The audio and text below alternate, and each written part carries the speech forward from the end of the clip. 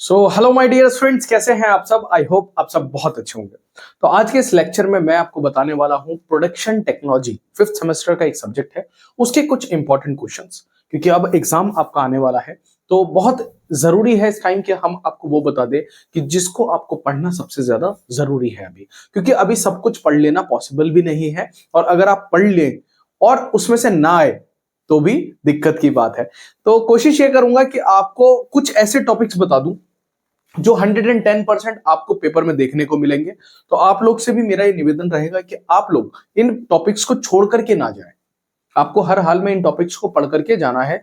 कोशिश करना एक कॉपी बना लेना और उस कॉपी के अंदर क्वेश्चन और उसके बाद सॉल्यूशन, क्वेश्चन और उसके बाद सॉल्यूशन लिखते हुए चलना, और एग्जाम से पहले उसको पूरा रिवाइज कर लेना। तो ये पूरा सिलेबस आपका एक बार रिवाइज हो जाएगा प्रोडक्शन टेक्नोलॉजी का।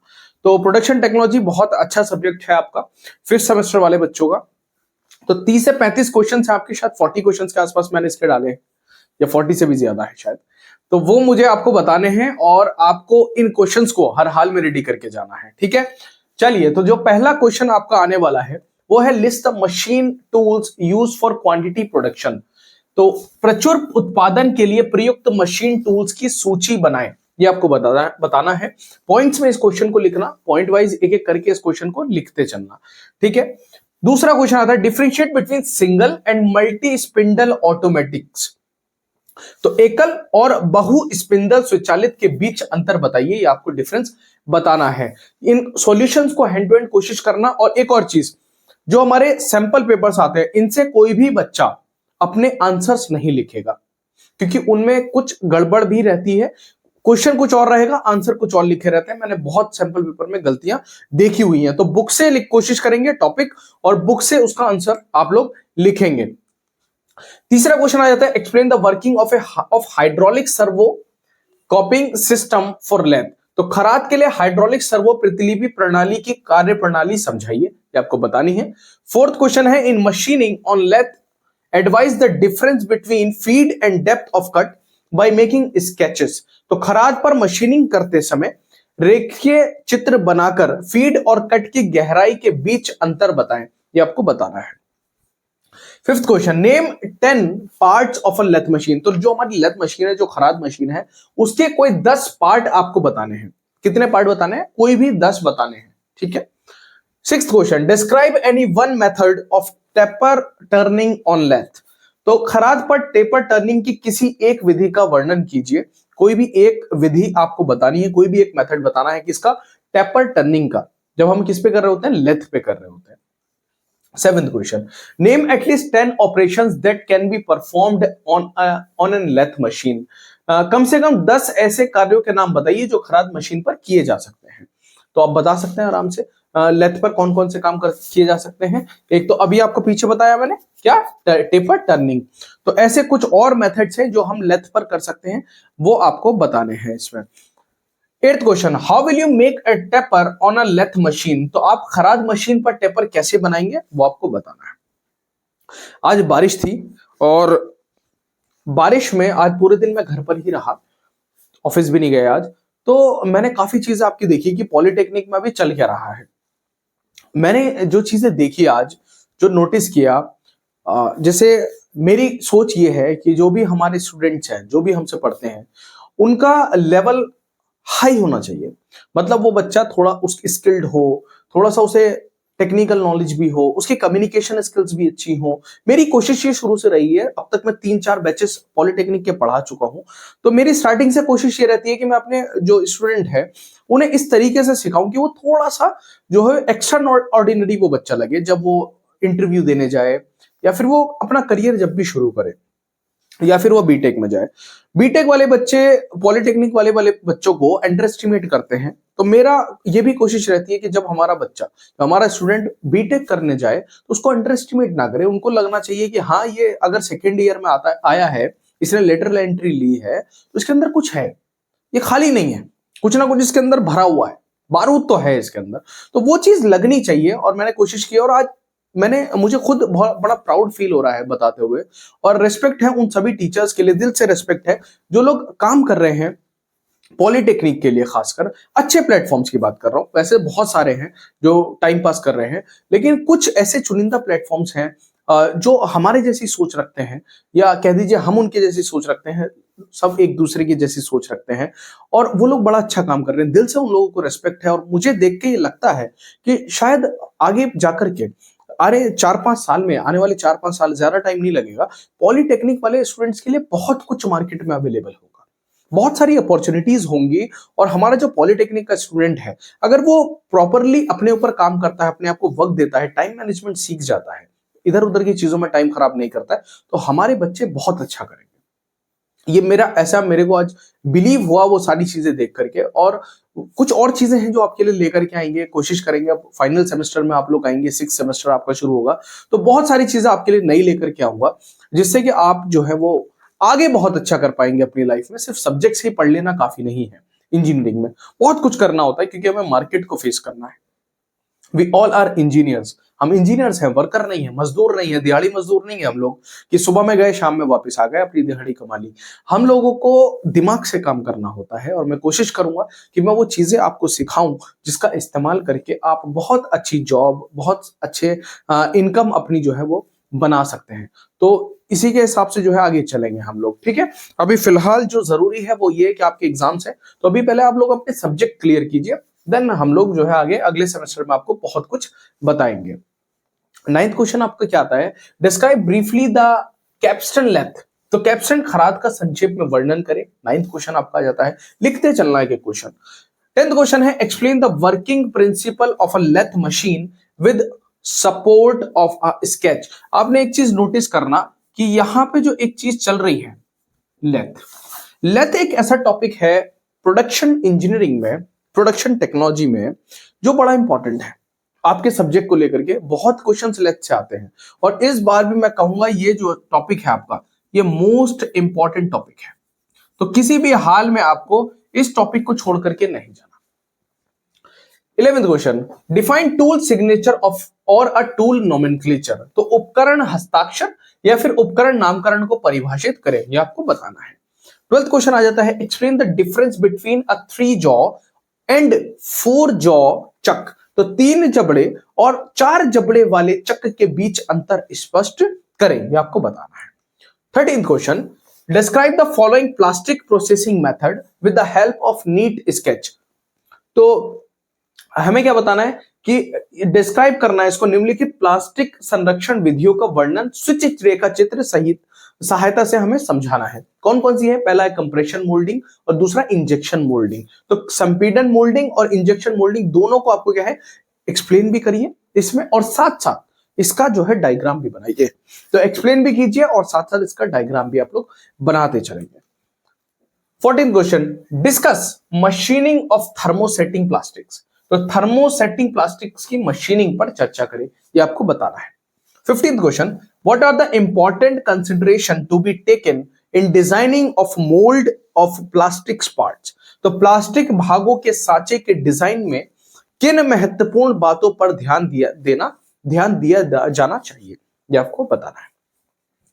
16th क्वेश्चन आता है, give a brief classification of drilling machine. तो देखो लेथ का अभी तक बात चल रही थी, सेकंड टॉपिक आपका आ जाता है ड्रिलिंग से। तो ड्रिलिंग से भी कुछ क्वेश्चंस आपके पूछ लेता है, जैसे क्या कि brief classification of drilling machine. तो ड्रिलिंग मशीनों का संक्षिप्त वर्गीकरण करके बताइए, कीजिए। 17th क्वेश्चन आता है, name the different operations that can be performed on a drilling machine. तो ड्रिलिंग मशीन पर किए जा सकने वाले विभिन्न कार्यों के नाम बताइए, ये आपको बताने हैं।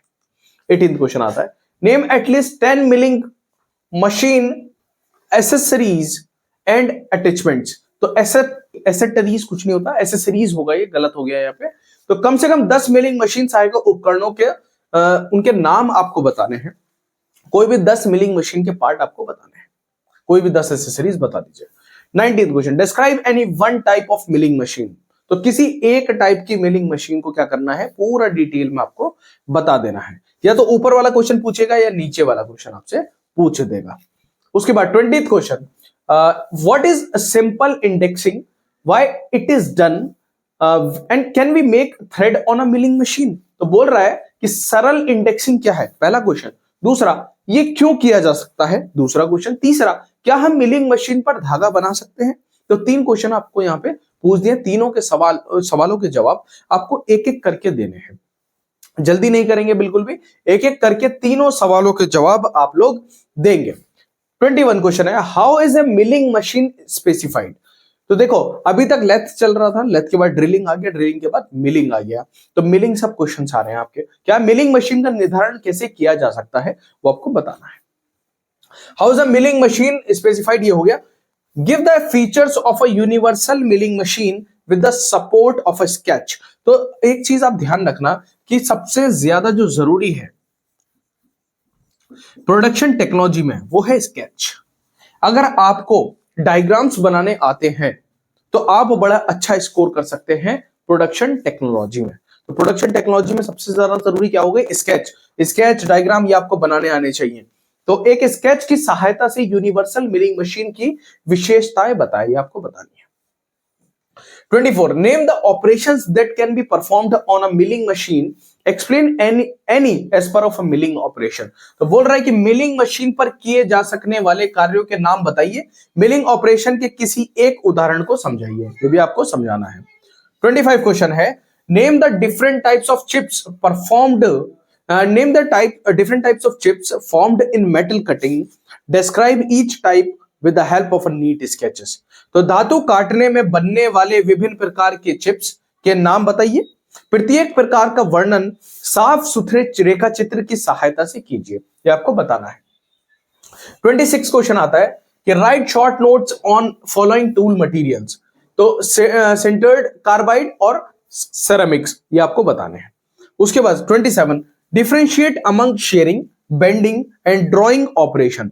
तो कतरनी होता है वैसे ये, बंकन और ड्रॉइंग ऑपरेशन, ये बंकन नहीं है, बेसिकली बेंडिंग है। तो बेंडिंग का मतलब होता है मोड़ देना, ये कभी कभी गड़बड़ कर देता है हिंदी में। एंड और ड्राइंग ऑपरेशन के बीच अंतर बताइए। तो आपको शेयरिंग, बेंडिंग और ड्राइंग के बीच ऑपरेशन बताना है। Describe a jig boring machine, jig boring machine ये आपको बताना है। 29 question, write short note on boring head और बोरिंग बार। तो ए बोरिंग हेड और बोरिंग बार दोनों को आपको एक्सप्लेन करना है। 30 question, state the uses of a shaper, what is meant by inching of a shaper. तो शेपर क्या है सबसे पहले वो बताइए, उसके बाद उसका आगे का जो मतलब है वो बता दीजिए। यहां पे कुछ कुछ शायद स्पेलिंग मिस्टेक्स हुई हैं एक दो क्वेश्चंस में, वो मैं आपको ठीक कर दूंगा नीचे, तो आप लोग उसको ठीक कर सकते हैं, ठीक है।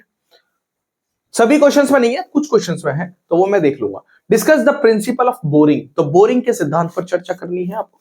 उसके बाद जिग बोरिंग मशीन क्या है वो बता दीजिए। उसके बाद quick return mechanism of a shaper क्या है ये बता दीजिए। तो तीन चीज यहां पे पूछ ली, बोरिंग, अब उसके बाद बोरिंग मशीन क्या है, उसके बाद क्विक रिटर्न मैकेनिज्म क्या होता है शेपर में, वो बता दीजिए।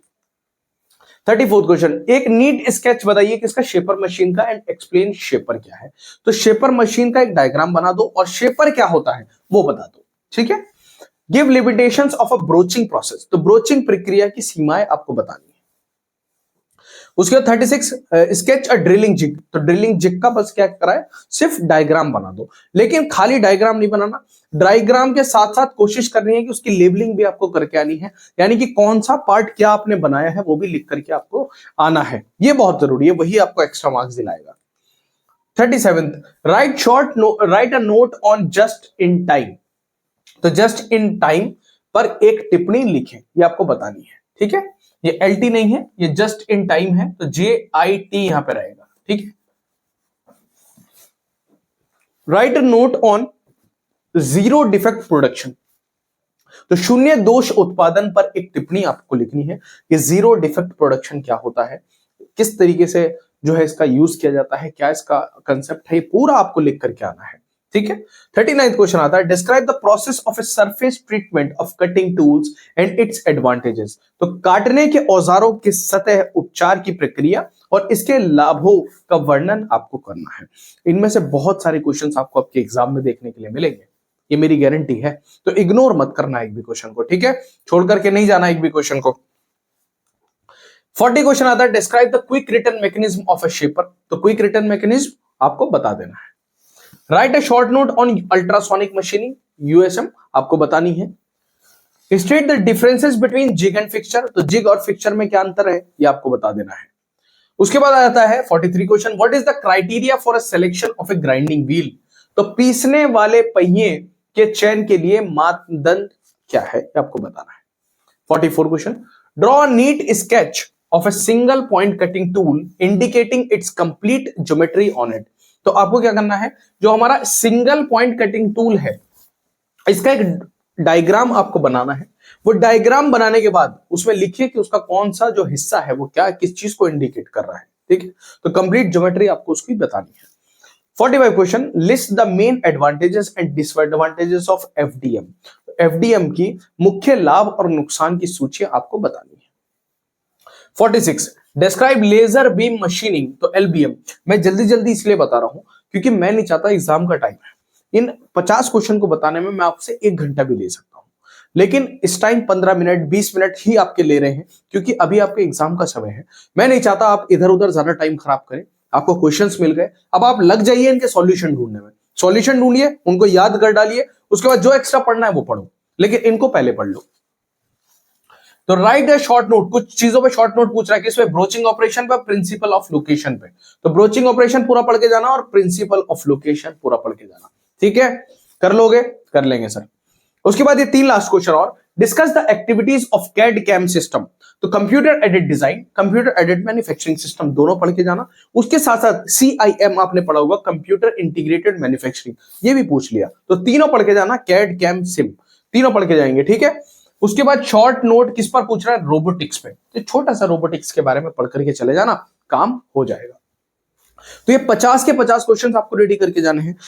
आपके 5th सेमेस्टर के बहुत सारे सब्जेक्ट्स के जो नोट्स हैं वो एमपॉली की एप्लीकेशन पर अवेलेबल है, यानी हमारी एप्लीकेशन पर अवेलेबल है। आप एप्लीकेशन पे जाइए, अपने नोट्स को डाउनलोड करके वहां से पढ़ सकते हैं। हिंदी इंग्लिश दोनों में नोट्स अवेलेबल हैं, कंप्लीट नोट्स हैं। तो वहां से जाकर के अपने नोट्स डाउनलोड कर लो। अगर नए हो चैनल को सब्सक्राइब करो, लेक्चर को लाइक कर दो और भी अपने दोस्तों के साथ शेयर कर दो। टेलीग्राम ज्वाइन करना मत भूलना। अब किस सब्जेक्ट के क्वेश्चन चाहते हो जल्दी से कमेंट करके बता दो, मैं कोशिश करूंगा उस पर जल्द से जल्द वीडियो बना दूंगा। तो मिलते हैं अपने नेक्स्ट वीडियो में, तब तक के लिए जय हिंद जय भारत।